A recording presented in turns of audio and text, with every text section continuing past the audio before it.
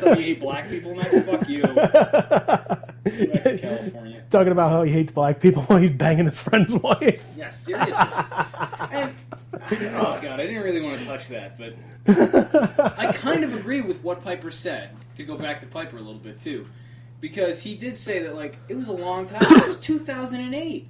That fucking tape was 2008. Right. No, it doesn't excuse what he said, but, like, this Not is at all. old news at this point.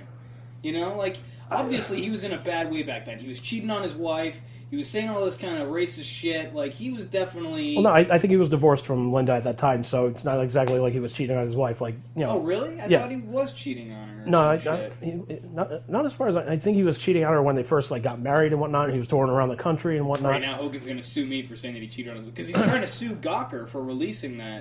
That video. Yeah, but I from what I remember, I think this is at least what happened. If it's not accurate, I apologize, but. Fuck you, Hogan. Let me tell you something, brother. You know how I like my coffee? White.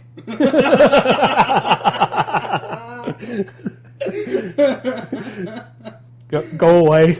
He just drinks water. I just drink milk, brother. he did tell you to drink your milk, say your prayers, yeah, your vitamins and shit.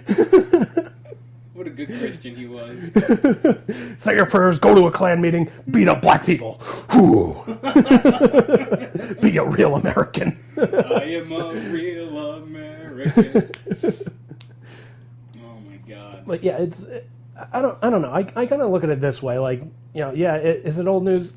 Yeah, it kind of is, but it was like 10 years ago. Very true, but.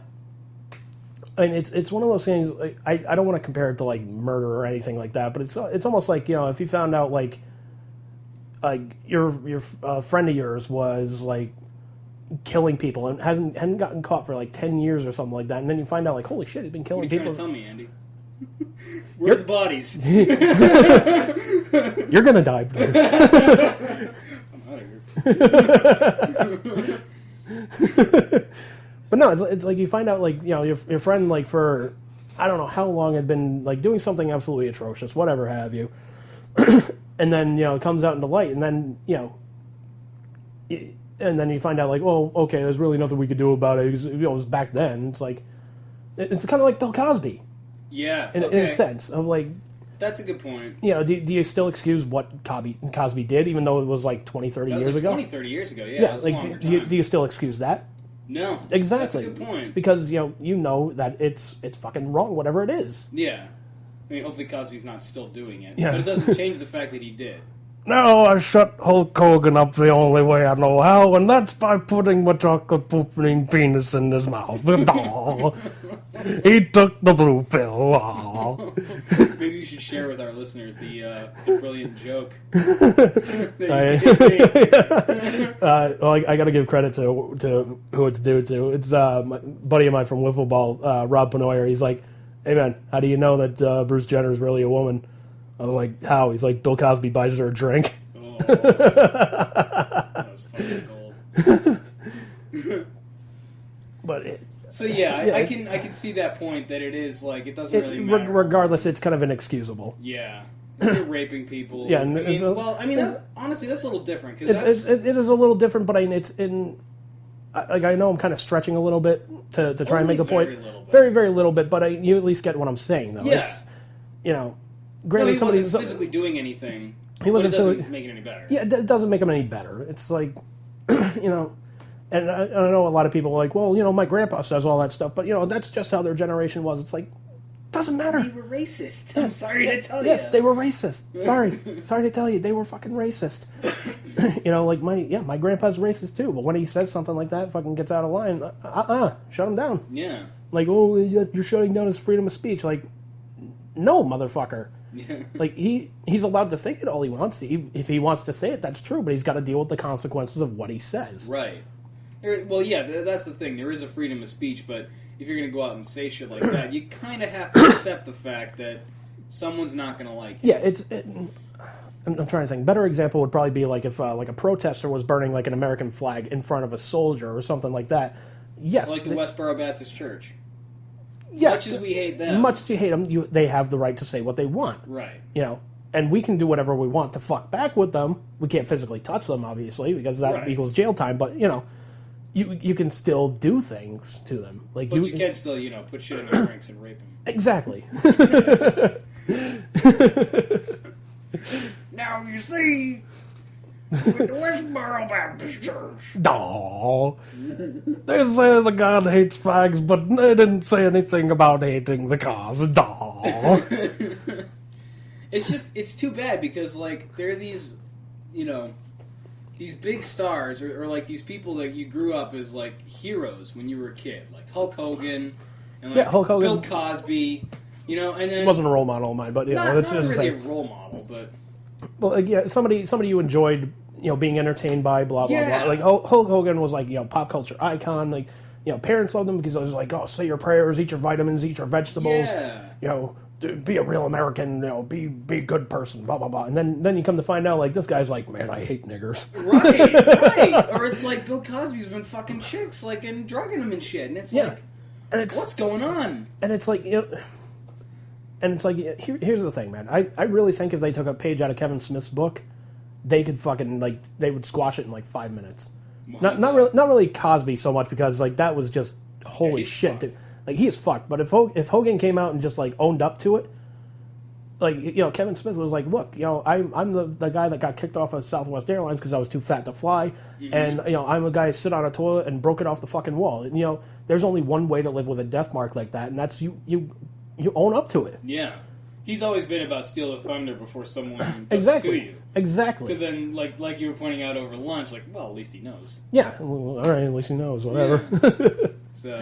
it's kind of hard for people to call you out when you're already like, yeah, I'm a fuck up. Yeah, like, yeah, okay, whatever. And, like, he tried doing, like, the formal apology, like, I apologize to everybody that was offended, like, but then he comes down like, I'm going to sue them for releasing this tape, brother, and, it's, you can't really have it both ways. Yeah. Well, the only reason I understand that is because it does affect his livelihood. Like, he's going to lose he's already losing a lot of sponsorships, a lot of money. Yeah, like WWE took him off their merchandise website, which was probably making him a good amount of money. Probably not like millions of dollars, but they had some deal where he would get like a kickback of whatever shirt was sold, or would be paid royalties, whatever have you. Who knows what his contract is like now? Oh, I'm sure he had a Legends contract. He had a Legends contract, which from what I remember, I don't think it's a lot of money. I think it's like a good amount of money. I think it was like $60,000 a year or something like that, but. For Hogan, for Hogan, it was probably more. Like, I don't know, WWE's still like talking about like taking him out of the Hall of Fame or whatever have you. But I'm just like, you know what, man, you can't really do that. No. Because then that kind of opens up Pandora's box to like where I don't know. Let's just say like. Some ball player like has a stellar career and whatnot, gets into the Baseball Hall of Fame, and then they find out, oh yeah, he was using steroids the entire time. Then they take him. Well, he's not even in, so. Oh, but he will be. No, he won't. You don't think so? No. Because of steroids? You think because of the steroids thing, he's not getting in. Pete Rose has a better shot of getting in. What about Sosa? Sosa? Probably. You can't tell me he didn't do steroids. He probably has the same amount of a shot as fucking as fucking Bonds. Yeah. But yeah, like Mark McGwire actually got fucked for steroids, if you remember. Oh yeah, he got fucked. But he's the hitting coach in St. Louis now. It's like you fail upwards. Yeah, it's just like anywhere else. Like, let me tell you something. This is how you hit. Okay, you get in the stance and inject. Right. Man. All right, you guys just do what I taught you. Everybody just turns around, pulls their pants down. Yeah, right. No. No. You never do it yourself. You never do it. You have a doctor do it. Oh man. But yeah, I don't know. The whole thing's fucked up. Yeah, the wrestling world's getting fucky. A little bit, yeah, a little bit. Yeah. It's always been kind of. It always has been. It's always been like that. The colorful characters and whatever have you, and shit got a little fucky, but yeah. But it was at least entertainment. Like guy being a hypocrite, like say your prayers and take your vitamins, blah blah blah, and then fast forward to X amount of years down the road where he's like, I always used to hate getting in the ring with somebody who wasn't white, something like that. Yeah.